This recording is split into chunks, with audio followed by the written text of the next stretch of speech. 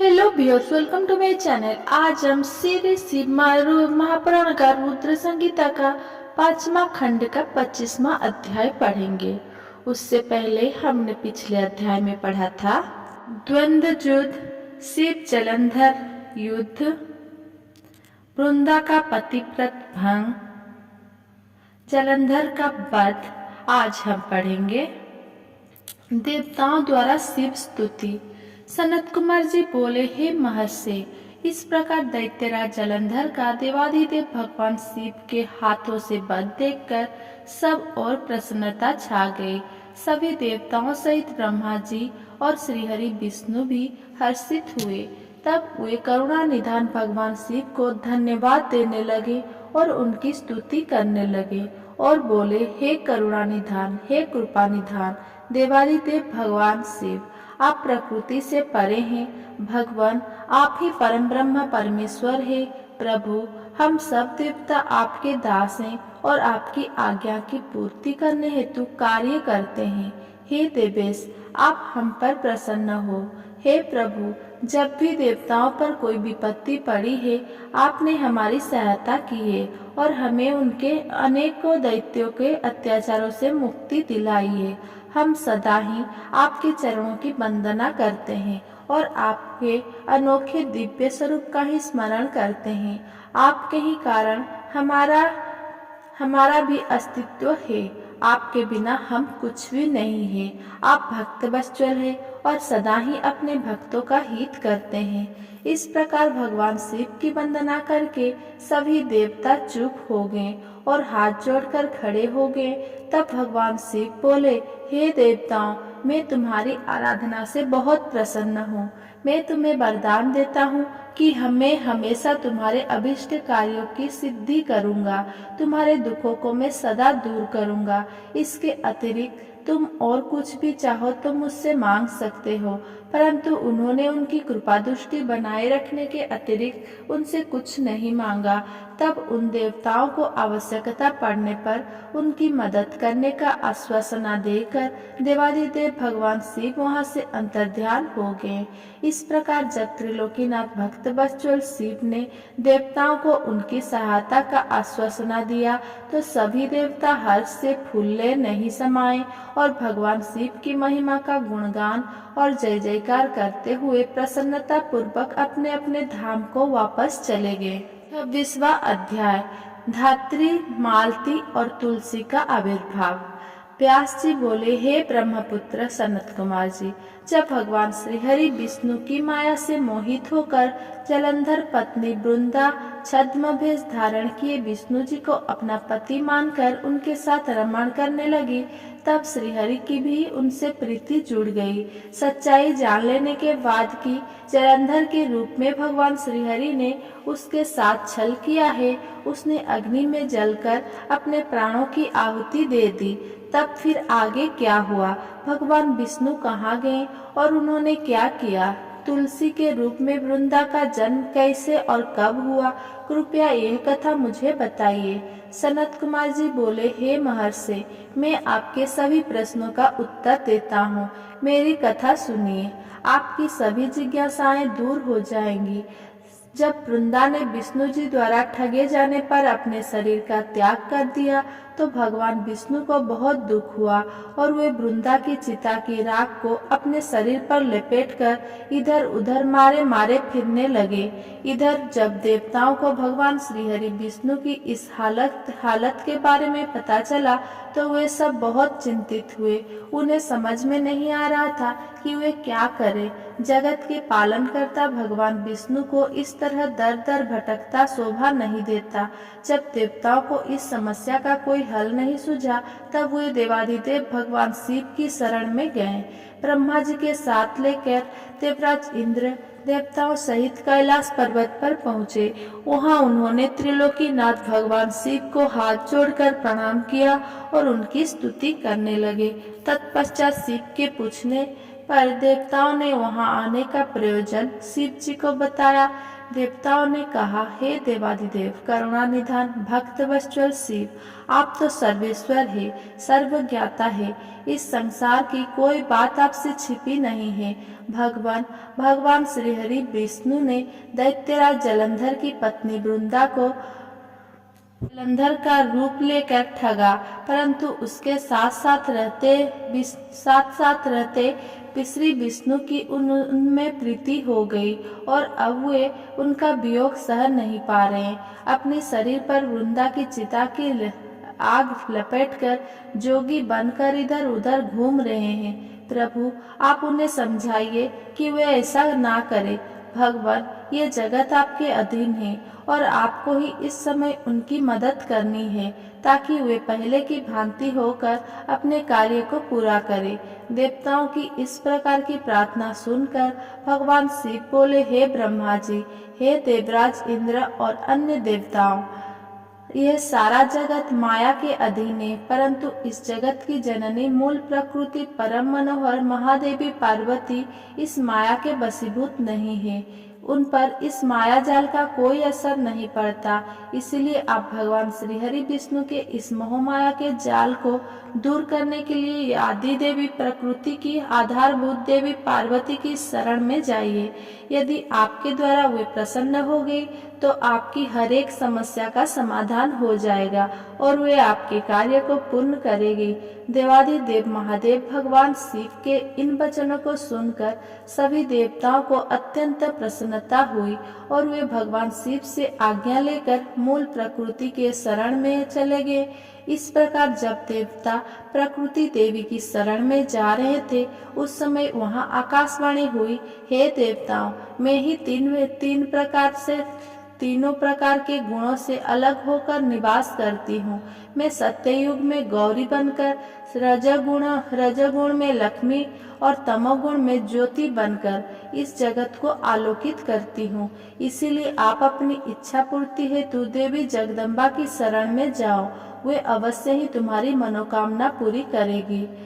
यह आकाशवाणी सुनते ही सभी देवता गौरी, लक्ष्मी और सरस्वती को हाथ जोड़कर प्रणाम करने लगे और मन में उनका वंदन और स्तुति करने लगे। इस प्रकार जब देवताओं ने शुद्ध हृदय से तीनों देवियों का स्मरण किया, तब वे तीनों देवियां वहां प्रकट हो गईं।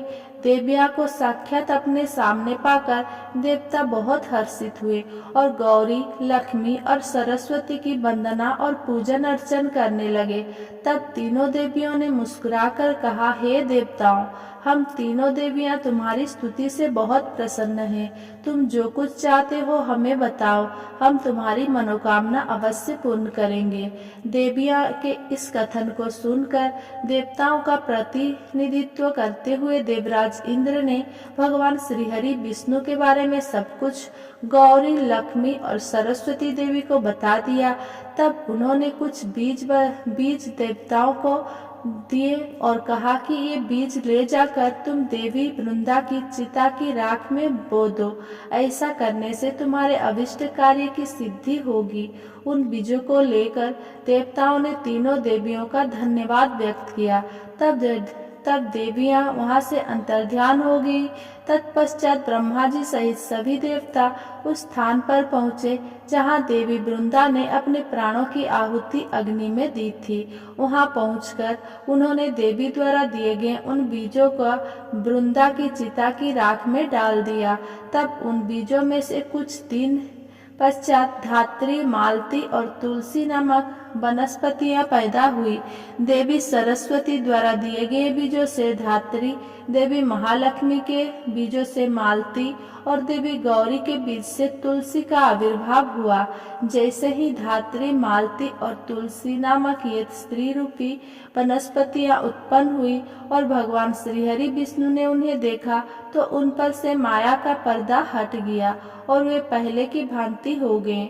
वे उन वनस्पतियों पर अपनी कृपा दृष्टि रखने लगे और सब तभी से धात्री, मालती और तुलसी नामक इन वनस्पतियों को भी विष्णु जी से विशेष अनुराग हो गया। तब भगवान श्रीहरि विष्णु पुनः वैकुंठ लोक को चले गए। 27वां अध्याय शंखचूर्ण की उत्पत्ति।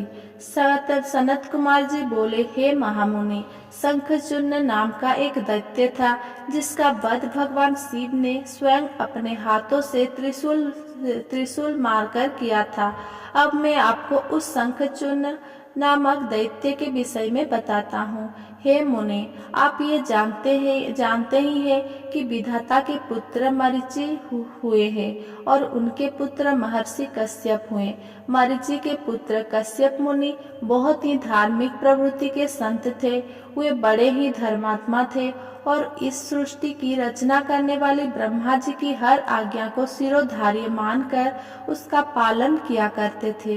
प्रजापति दक्ष ने उनके व्यवहार और गुणों से प्रसन्न होकर अपनी 13 कन्याओं का विवाह महर्षि कश्यप से कर दिया था।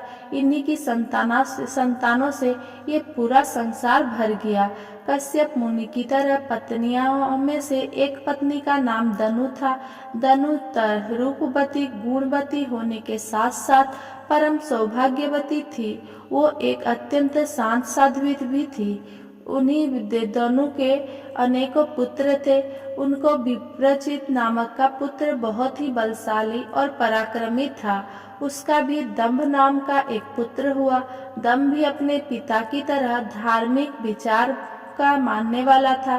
दंभ भगवान विष्णु का अनन्य भक्त था। इतना धार्मिक होने के पश्चात भी उसके कोई संतान नहीं हुई। तब वह बड़ा निराश हो गया और उसने शुक्राचार्य को अपना गुरु बनाया। उसने उनसे कृष्ण मंत्र ग्रहण किया। तत्पश्चात दंभ पुष्कर नामक तीर्थ में चला गया और वहाँ 1 लाख वर्ष तक कठोर तपस्या करता रहा। उसकी इस कठोर तपस्या को देखकर सभी देवता ब्रह्मा जी को अपने साथ लेकर भगवान विष्णु के पास गए।